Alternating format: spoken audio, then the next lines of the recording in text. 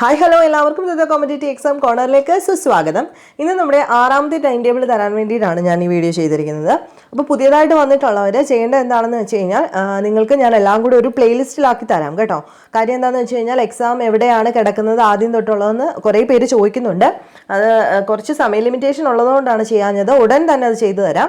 ഈ 6 എക്സാമും ഞാൻ ഒറ്റ പ്ലേലിസ്റ്റിലാക്കിയിട്ട് അതിൻ്റെ എക്സാമിൻ്റെ ആ ഒരു ടൈം ടേബിളും എക്സാമും കൂടെ ഒറ്റ പ്ലേലിസ്റ്റിലാക്കി നിങ്ങൾക്ക് തരാം. ആദ്യമായിട്ട് കാണുന്നവർ, അതായത് ഇന്ന് തൊട്ട് ഫോളോ ചെയ്യുന്നവരാണെങ്കിൽ നിങ്ങൾ ഈ ഒരു പാറ്റേൺ, അതായത് ഇന്ന് പറയാൻ പോകുന്ന ടൈം ടേബിൾ നിങ്ങൾ ഫോളോ ചെയ്യുക. എന്നിട്ട് പറയുന്ന എക്സാം ആ ഡേറ്റിൽ നിങ്ങൾ എഴുതിയതിന് ശേഷം നിങ്ങൾ ആദ്യം തൊട്ട് എഴുതാനായിട്ട് ശ്രമിക്കുക. എഴുതിയിട്ടില്ലാത്തവരുടെ കാര്യമാണ് പറയുന്നത്. പിന്നെ ഒരു പ്രധാനപ്പെട്ട കാര്യം പറയാനുള്ളത്, ഇപ്പം ഡിഗ്രി ലെവൽ പ്രിലിമിനറി ജൂലൈയിൽ ഉണ്ടോ ഇല്ലയോ എന്നൊക്കെ എല്ലാവരും അങ്ങോട്ടും ഇങ്ങോട്ടും പറയുന്നതല്ല, അത് നമുക്കൊരു ഉറപ്പൊന്നും കിട്ടിയിട്ടില്ല. അപ്പോൾ ഉറപ്പ് കിട്ടുന്നത് വരെ നിങ്ങൾ നോക്കിയിരിക്കേണ്ട. നിങ്ങൾ ചെയ്യേണ്ടത് July last degree level prelims ഉണ്ട് എന്നുള്ള രീതിയിൽ തന്നെ നിങ്ങൾ സീരിയസ് ആയിട്ട് പഠിച്ചു തുടങ്ങുക. അതായത് ഇന്ന് തൊട്ട്, അയ്യോ ഞാൻ പഠിച്ചില്ലല്ലോ എന്നുള്ള ടെൻഷനൊന്നും വേണ്ട. ഇന്ന് തൊട്ട് നമ്മൾ അതിന് വേണ്ടിയിട്ട് ഹാർഡ് വർക്ക് ചെയ്ത് തുടങ്ങുക. ഡിഗ്രി ലെവൽ പ്രിലിംസിനെ തന്നെ മുന്നിൽ കണ്ട് അതിന് വേണ്ടിയിട്ട് നിങ്ങൾ സീരിയസ് ആയിട്ട് തന്നെ പഠിച്ചു തുടങ്ങുക. നിങ്ങൾക്ക് വേണ്ടിയിട്ട് ഡിഗ്രി ലെവൽ പ്രിലിമിനറിക്ക് ഒരു 30 ദിവസത്തെ ടൈം ടേബിൾ നമ്മൾ സെറ്റ് ചെയ്ത് തരാം. ആ 30 ദിവസം നിങ്ങൾ അതുപോലെ ഫോളോ ചെയ്യുകയാണെങ്കിൽ നിങ്ങൾക്ക് ഉറപ്പായിട്ടും ഇത് ഫുള്ള് കവർ ചെയ്യാൻ പറ്റും. ഓൾറെഡി എൻ്റെ കൂടെ നിന്നിട്ടുള്ള കുട്ടികളാണെങ്കിൽ ഈ ഒരു 6 ടൈം ടേബിൾ വെച്ചിട്ട് നമ്മളൊരു 75% കവർ ചെയ്ത് കഴിഞ്ഞു. മെയിൻ പോർഷൻസ് ആണ് കാര്യമാണ് പറയുന്നത്. അതായത് മെയിൻ സിലബസ് നമ്മൾ ഓൾറെഡി ഒരു 75% കവർ ചെയ്ത് കഴിഞ്ഞു. അപ്പം അതിനകത്ത് നിങ്ങൾ ചെയ്യേണ്ട കാര്യം എന്താണെന്ന് വെച്ച് കഴിഞ്ഞാൽ, നിങ്ങൾ പഠിച്ച കാര്യങ്ങളെ റിവൈസ് ചെയ്യുക, റിപ്പീറ്റ് ചെയ്യുക എന്നുള്ളതാണ്. പുതിയ കാര്യങ്ങൾ പഠിക്കുന്നത് ഒരു ദിവസത്തിൽ 25% ആണെങ്കിൽ ബാക്കി 75% നിങ്ങൾ റിവിഷന് വേണ്ടിയിട്ട് മാറ്റിവെക്കണം. അതെൻ്റെ ഒരു റിക്വസ്റ്റ് ആയിട്ട് തന്നെ നിങ്ങൾ എടുക്കുക. നിങ്ങളോട് ഒരു റിക്വസ്റ്റ് ആയിട്ടാണ് ഞാൻ പറയുന്നത്. നിങ്ങളുടെ മണ്ടയ്ക്ക് അടിച്ചേൽപ്പിക്കുകയല്ല. ഒരു കാര്യം, ഒരു പുതിയൊരു ടോപ്പിക്ക് നിങ്ങൾ പഠിക്കുകയാണെങ്കിൽ 5 ടോപ്പിക്ക് നിങ്ങൾ പഴയത് പഠിച്ചതിനെ നിങ്ങൾ റിവൈസ് ചെയ്യുക. എങ്കിൽ മാത്രമേ ഇത്രയും നാൾ നമ്മൾ കളഞ്ഞ സമയത്തിന് ഒരു വാല്യൂ കിട്ടുകയുള്ളൂ. അത് ഓൾറെഡി അച്ചീവ് ചെയ്തവരോടൊക്കെ നിങ്ങൾ ചോദിക്കുക. അത് നമ്മൾ പല കേസ് സ്റ്റഡീസും നോക്കിക്കഴിഞ്ഞ് കഴിഞ്ഞാൽ UPSC പോലെയുള്ള എല്ലാ എക്സാംസിനും എല്ലാവരും ഇൻ്റർവ്യൂ കേട്ടിട്ടുണ്ടെങ്കിൽ മനസ്സിലാവും അവരെങ്ങനെയാണ് അത് അച്ചീവ് ചെയ്തിരിക്കുന്നതെന്ന് ചോദിക്കുമ്പോൾ അവർ പറയുന്നത് എന്താ, പുതിയ കാര്യങ്ങൾ പഠിക്കുന്നതിനേക്കാളും കാര്യമായി ഞങ്ങൾ ചെയ്ത കാര്യം എന്താണ്, പഠിച്ച കാര്യങ്ങൾ പിന്നെയും പിന്നെയും വായിച്ചത് ഉറപ്പിച്ചു. അങ്ങനെ ആയി കഴിഞ്ഞ് കഴിയുമ്പോഴത്തേക്ക് നമുക്ക് കിട്ടുന്ന ആ മാർക്ക് സ്കോർ ചെയ്യാനായിട്ട് പറ്റൂ. പുതിയ കാര്യങ്ങൾ പഠിച്ച് എടുക്കണ്ട എന്നല്ല പറയുന്നത്. പുതിയ കാര്യങ്ങൾ 25% ആണെങ്കിൽ പഴയ കാര്യങ്ങൾ 75% ഒരു ദിവസം നിങ്ങൾ റിവൈസ് ചെയ്തിരിക്കണം. അത് ഞാൻ പറഞ്ഞല്ലോ, ഒരു റിക്വസ്റ്റ് ആയിട്ട് എടുക്കുക. അപ്പോൾ ഇന്നത്തെ ടൈം ടേബിളിലേക്ക് കടക്കാം. ഒന്നാമത്തെ നോക്കിക്കോളൂ. കേരള ഹിസ്റ്ററിയിൽ political and social history of Kerala after 1956, 1956 ശേഷമുള്ള കേരളത്തിൻ്റെ പൊളിറ്റിക്കൽ ആൻഡ് സോഷ്യൽ ഹിസ്റ്ററിയാണ് നിങ്ങൾ പഠിക്കേണ്ടത്.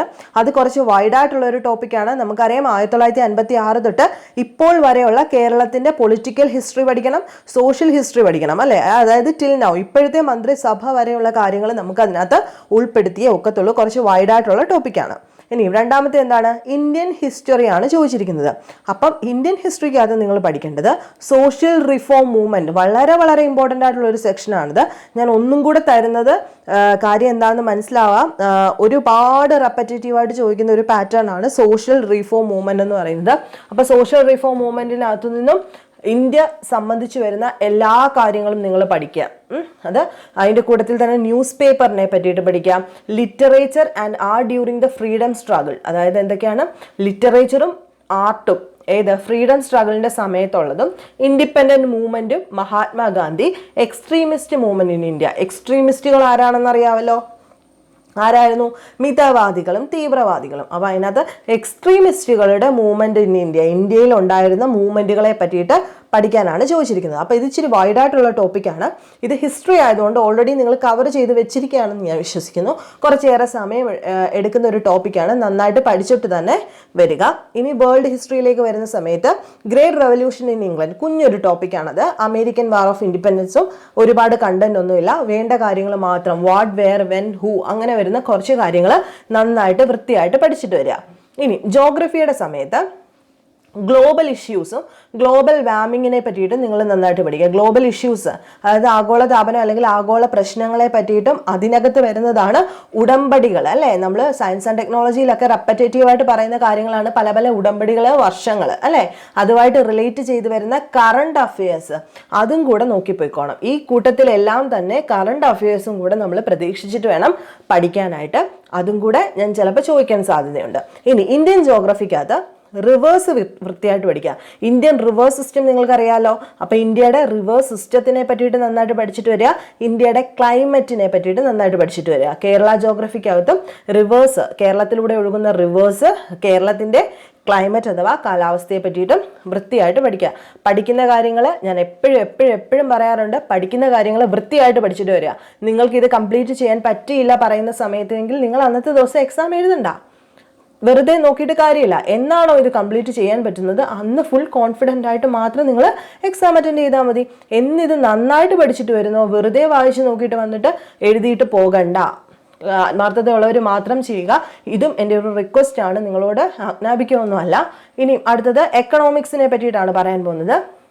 എക്കണോമിക്സിനകത്ത് national income, per capita income, factors of production, economic sectors of production, ഇത്രയും കാര്യങ്ങളാണ് നിങ്ങൾ നോക്കിക്കൊണ്ട് വരേണ്ടത്. ഓക്കെ അല്ലേ. ഇനി സിവിക്സിനകത്ത് election, political parties, labour and employment, ഇത്രയും കാര്യങ്ങൾ വൃത്തിയായിട്ട് നോക്കുക. പൊളിറ്റിക്കൽ പാർട്ടീസ്, ഇലക്ഷൻ, അത് രണ്ടും ഒരൊറ്റ ടോപ്പിക്കാൻ നമ്മൾ എടുത്തിട്ടുണ്ട്. ലേബർ ആൻഡ് എംപ്ലോയ്മെന്റ്, തൊഴിലും ജോലിയും വൃത്തിയായിട്ട് നോക്കിക്കൊണ്ടുവരിക. ദെൻ സയൻസ് ആൻഡ് ടെക്നോളജിയിൽ എനർജി പോളിസി ഓഫ് ഇന്ത്യ, ഇന്ത്യയുടെ energy policy, government policy and programmes, എന്തിനെ പറ്റി, എനർജിയെ പറ്റിയിട്ടുള്ള ഗവൺമെന്റ് പോളിസീസും പ്രോഗ്രാംസും. Then energy security and nuclear policy of India, അത് രണ്ടും രണ്ട് ടോപ്പിക്കാണ്. Energy security of India and nuclear policy of India, ഇത്രയും പഠിച്ചുകൊണ്ട് വരിക. Then simple arithmetic and numerical എബിലിറ്റിയിൽ നിന്നും നമ്പേഴ്സ്, ബേസിക് ഓപ്പറേഷൻസ്, എന്തൊക്കെയാണ് നമ്പറും ബേസിക് ഓപ്പറേഷൻസും ടൈമും ആംഗിളും പഠിച്ചുകൊണ്ട് വരിക. ഓക്കെ അല്ലേ. ഇനി ജനറൽ ഇംഗ്ലീഷിൽ നിന്നും ടെൻസ് മാത്രമേ തരുന്നുള്ളൂ. അത് കുറച്ച് വൈഡായിട്ടുള്ള ടോപ്പിക്കാണെന്ന് അറിയാമല്ലോ. അതുകൊണ്ട് തന്നെ ടെൻസുകൾ നല്ല വൃത്തിയായിട്ട് പഠിച്ചുകൊണ്ട് വരിക. മലയാളത്തിനകത്ത് ജോയിൻ ദ വേർഡ്, അതായത് കൂട്ടിച്ചേർക്കുക, വേർഡ് കൂട്ടിച്ചേർക്കുന്ന ആ ഒരു സെക്ഷനാണ് മലയാളത്തിൽ നിന്നും ചോദിച്ചിരിക്കുന്നത്. അപ്പം ഇത്രയാണ് നിങ്ങൾ പഠിച്ചുകൊണ്ട് വരേണ്ടത്. ഇതിനകത്ത് എന്തെങ്കിലും ഡൗട്ട് ഉണ്ടെന്നുണ്ടെങ്കിൽ, പുതിയ ആൾക്കാർക്ക് എന്തെങ്കിലും ഡൗട്ട് ഉണ്ടെന്നുണ്ടെങ്കിൽ നിങ്ങൾ കമൻറ്റ് ബോക്സിൽ കമൻ്റായിട്ട് ചോദിക്കുക. നമ്മളത് ക്ലിയർ ചെയ്ത് തരുന്നതായിരിക്കും. ഇന്ന് ഡേറ്റ് എത്രയാണ്? 14 അല്ലേ. ഇന്നത്തെ ഡേറ്റ് 14 തിങ്കളാഴ്ചയാണ്. ഈ എക്സാം ഇടാൻ പോകുന്ന ഡേറ്റ് എന്ന് പറയുന്നത് 21, അതായത് അടുത്ത തിങ്കളാഴ്ച. നിങ്ങൾക്ക് 14, 15, 16, 17, 18, 19, 20 ഇന്നേക്ക് കൂട്ടി 7 ദിവസം കിട്ടും. 21-ാം തീയതിയാണ് ഇത്രയും പോർഷൻസ് പഠിച്ചിട്ട് നിങ്ങൾ വരേണ്ടത്. അന്നാണ് നമ്മളെ എക്സാം ഉള്ളത്. ഓൾറെഡി ഞാൻ പറഞ്ഞതുപോലെ തന്നെ കഴിഞ്ഞ പ്രാവശ്യത്തെ കൂട്ടി തന്നെ സ്റ്റേറ്റ്മെന്റ് മെത്തേഡിലുള്ള ക്വസ്റ്റ്യൻസ് കുറച്ചേറെ കാണും. അന്ന് കുറച്ചേ കിട്ടുള്ളെങ്കിൽ ഇപ്രാവശ്യം നമ്മളൊരു 50% സ്റ്റേറ്റ്മെന്റ് മെത്തേഡ് ആയിരിക്കും യൂസ് ചെയ്യാൻ പോകുന്നത്. അപ്പം പഠിച്ച് വരിക. അങ്ങനെയാണെങ്കിൽ മാത്രമേ സ്റ്റേറ്റ്മെന്റ് നമുക്ക് നന്നായിട്ട് അറ്റൻഡ് ചെയ്യാനായിട്ട് ഒക്കത്തുള്ളൂ. കാര്യങ്ങൾ വൃത്തിയായിട്ട് പഠിക്കുക, കാര്യങ്ങൾ അടിത്തറയോടുകൂടി പഠിക്കുക. ഏതൊരു ടൈപ്പ് ക്വസ്റ്റ്യൻ വന്നു കഴിഞ്ഞാലും അറ്റൻഡ് ചെയ്യത്തക്ക രീതിയിൽ നല്ല വൃത്തിയായിട്ട് പഠിക്കുക. റാങ്ക് ഫയലിനെ മാത്രം ആശ്രയിക്കാതിരിക്കുക. കാര്യങ്ങൾ അതായത് 1, 2, 3 അങ്ങനെ ഒരു ഓർഡറിൽ തന്നെ പഠിച്ചു പോകാനായിട്ട് ശ്രദ്ധിക്കുക. ഏതൊറക്കത്തിൽ വിളിച്ച് ചോദിച്ചു കഴിഞ്ഞാൽ നമുക്ക് ആൻസർ പറയാൻ പറ്റണം. ആ രീതിയിൽ പഠിച്ചുകൊണ്ട് വരിക. എല്ലാവർക്കും നന്നായിട്ട് പഠിക്കാൻ കഴിയട്ടെ എന്ന് ആശംസിക്കുന്നു. എല്ലാവർക്കും നന്നായിട്ട് പഠിക്കാൻ കഴിയട്ടെ എന്ന് ദൈവത്തിനോട് പ്രാർത്ഥിക്കുന്നു. അപ്പോൾ നമുക്ക് നെക്സ്റ്റ് വീഡിയോയിൽ കാണുന്നിടം വരെ ബൈ.